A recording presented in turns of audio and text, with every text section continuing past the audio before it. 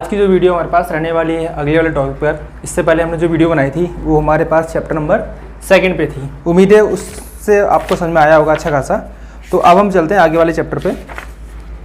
Chapter अपना है तीसरा, pair of linear equation in 2 variables. अब 2 वेरिएबल्स की बात करिए हमने, तो 2 वेरिएबल्स हम देख सकते हैं कि 1 वेरिएबल और 2 वेरिएबल में क्या हो गया। 2 वेरिएबल मतलब जहाँ पर 2 अल्फ़ाबेट का यूज़ करते हैं, एक्स या वाई ले लो, ए या बी ले लो, ठीक है। प्लस ले लिया मैंने, कोई दिक्कत नहीं है इसमें। तो प्लस माइनस भी ले सकते हैं, मतलब कुल मिला के 2 वेरिएबल 2 अल्फ़ाबेट यहाँ पे यूज होने वाले हैं। हम सबसे पहले एक मेथड पे चले जाते हैं। तो इससे पहले हमारे पास कुछ और चीज़ें भी हैं, जैसे कि a1/a2, b1/b2, c1/c2। इसको हम थोड़ा थोड़ा करके सीखते रहेंगे।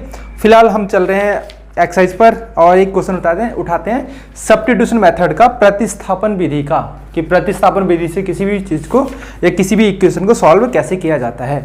तो मेन टॉपिक जो हमारे पास रहने वाला है वो हमारे पास रहेगा सब्स्टिट्यूशन मेथड।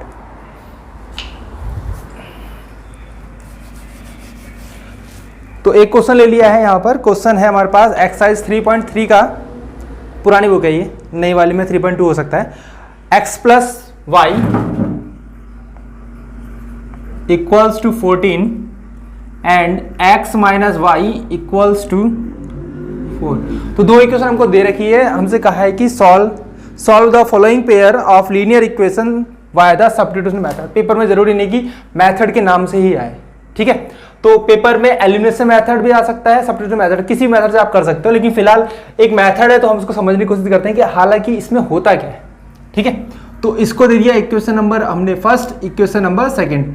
सब्स्टिट्यूशन या प्रतिस्थापन का मतलब ये हुआ कि एक को एक जगह से हटाकर विस्थापित करके किसी की वैल्यू निकालकर किसी दूसरी इक्वेशन रखना। तो सबसे पहले जो मेनली चलता है, किसी भी इक्वेशन से हम वैल्यू निकाल सकते हैं, लेकिन हम लोग चलेंगे फर्स्ट वाली इक्वेशन के साथ और यहां से हम किसी भी एक की वैल्यू निकालिए, या तो एक्स की या वाई की। मैं प्रीफर करूंगा कि सबसे पहले हम लोग एक्स पे चलते हैं कि एक्स की वैल्यू कितनी आएगी। तो हम लिखेंगे वाई इक्वेशन फर्स्ट, तो यहां से हम क्या करेंगे, एक्स की वैल्यू निकालेंगे। निकालने के बाद हम क्या करेंगे, इक्वेशन नंबर सेकंड में रख देंगे। इतना काम हमारे पास है, देखो कैसे होता है ये। तो हम लिखते हैं वाई इक्वेशन फर्स्ट, या बोल सकते हैं समीकरण 1 से हिंदी के लिए, ठीक है। तो ये हो गया x plus y equals to 14।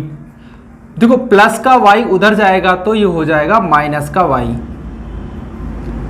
ये होगी अपनी इक्वेशन नंबर 3। अब देखो हमारे पास एक वैल्यू आ चुकी है x की। अब हमें कुछ नहीं करना है, इस x की वैल्यू को उठा के इक्वेशन नंबर सेकंड में जिस इक्वेशन से निकालेंगे, सपोज करो फर्स्ट से निकाली, तो हम फर्स्ट में नहीं रखेंगे। अगर हम रखते हैं तो 0 हो जाएगा, ठीक है। तो जिससे निकालेंगे उसकी दूसरी वाली इक्वेशन में रख देंगे। अगर फर्स्ट से निकालेंगे सेकंड में, सेकंड से निकालेंगे तो फर्स्ट में, ठीक है। तो putting the value of x at equation second, ठीक है। अब सेकंड में ये है, यहां पर हमें खाली x की वैल्यू को हटाना है। तो x की जगह हम कितना रख देंगे, डायरेक्ट हम पुट कर रहे हैं, 14 माइनस वाई इक्वल्स टू 4। देखो जरा समझने के लिए हमने अलग कर दिया उसको, 14 माइनस वाई अलग कर दिया, जो कि x की जगह पे आया माइनस का वाई, 4 की जगह 4 आ गया, ठीक है। और कोई चेंजेस नहीं होंगे इसके अंदर।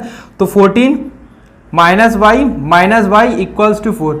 अल्फाबेट एक साइड कर लेते हैं और नंबर एक साइड कर लेते हैं। तो वैसे इसके आगे कुछ नहीं होता है तो 1 लेट करते हैं, यहाँ भी 1 होगा तो 1 और 1 2 हो जाएगा। और -2y इक्वल्स टू 4, पॉजिटिव उधर जाके नेगेटिव का 14, कितना आ गया, नेगेटिव का 10 और negative 2।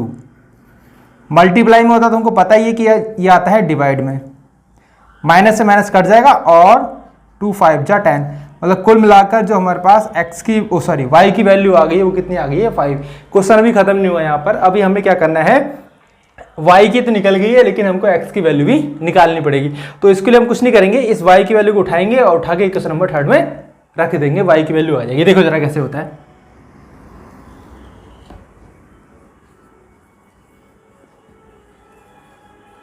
Putting the value of y in equation 3। तो इक्वेशन नंबर 3 में हम क्या करेंगे, जाके इस y को रख देंगे। तो हो जाएगा x इक्वल्स टू 14 माइनस 5 और ये आ जाएगा अपना 9, ठीक है।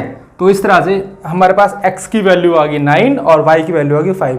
पता करना है कि सही है या गलत है, पेपर में पता नहीं चलता ना आंसर शीट से, तो हम क्या कर सकते हैं, डायरेक्ट जहाँ से क्वेश्चन लिए वहीं रख दो। x की वैल्यू कितनी रख सकते हैं हम, 9 रख देंगे, 9 और 5, 9 और 5 कितना होता है, 14 होता है, मतलब कुल मिला के हमारी जो इक्वेशन है वो सही आई है।